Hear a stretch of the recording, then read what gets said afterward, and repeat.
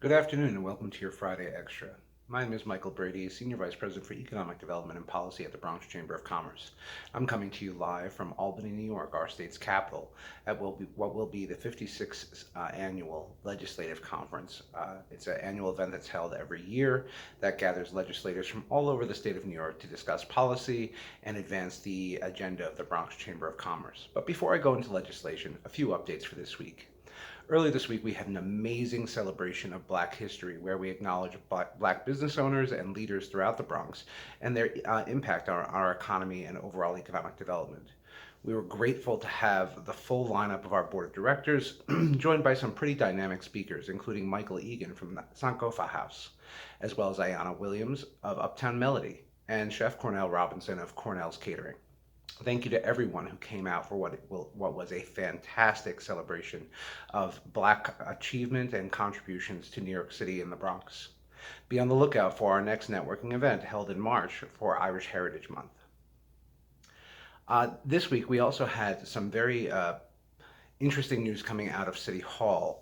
News that the Bronx Chamber of Commerce, in association with the New York City Bid Association and our bid colleagues throughout the borough and transportation colleagues throughout the city, have been working on for quite some time. Earlier this week, Mayor Eric Adams announced the creation of the Chief Public Realm Officer. This particular position within City Hall will assist in planning, organizing, managing all public spaces throughout the city. This has been something that we've been actively pushing on our legislative agenda as we seek to bring some sense to what's going on in our public spaces and create a codified position within city government to oversee our public spaces. So we welcome Yangzin Liu to the position, and we look forward to working with her and her team as we plan out public space and the public realm, something that's been so important to the Bronx Chamber and was also highly noted in the New York report that was issued about a month and a half ago. A few updates. The New York City Small Business Opportunity Fund, which was released about 3 weeks ago, is now paused. The goal of the fund, which was a $75 million fund created by Goldman Sachs, MasterCard, with New York City Department of Small Business Services, was to offer a fixed rate loan for small businesses of up to $250,000 at 4%. That loan fund is now paused because of the overwhelming demand. About 12,500 applications were received in just a couple short weeks. So New York City SPS has paused the fund while the lending community works through those applications that are in the pipeline to ensure that the funding does get out the door and that small businesses have the resources they need to thrive. On to legislation. We have a lot going on. Key priorities for the Bronx Chamber and our members are a few. One, the unemployment regulation reform. That's something that's high on our list that we're going to be working with our policymakers over the weekend to address. Minimum wage. As well as the definition of contractor and employee and how that will impact our small businesses throughout the borough and throughout the state. Other key pieces of legislation that we're monitoring are the Just Cause bill in the City Hall.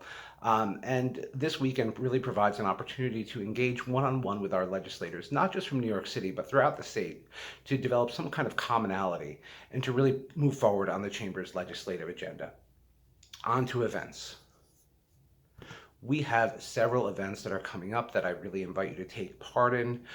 One is the 52nd Annual Legislative Conference, where the entire Bronx Chamber team is today. We rose really early and we got to Albany, as you can see behind me, and we are here to advocate for our borough businesses, and the overall economic development of our borough, as well as the state of New York. So if you're in Albany, please come see us. We will be staying at the Hilton and the Renaissance Hotel. So please come out, say hello, and tell us what your policy agendas are so we can bring it up as we have these caucus meetings. Next week, on Tuesday, we welcome Commissioner Hope Knight of Empire State Development for the New York State Executive Budget Briefing for the Bronx.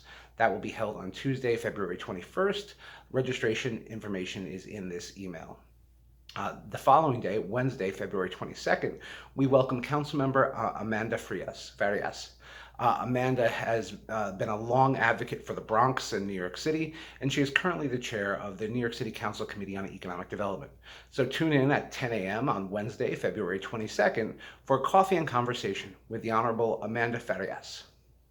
Later in the week, we'll be offering some small business workshops both on Thursday and Friday, from understanding financial literacy to also engaging with better business operations to enhance your bottom line. So be sure to visit the Chamber at www.bronxchamber.org/events for all of our events, or follow us on social media at the new BXCC. This has been your Friday Extra. Thanks for tuning in. See you next week.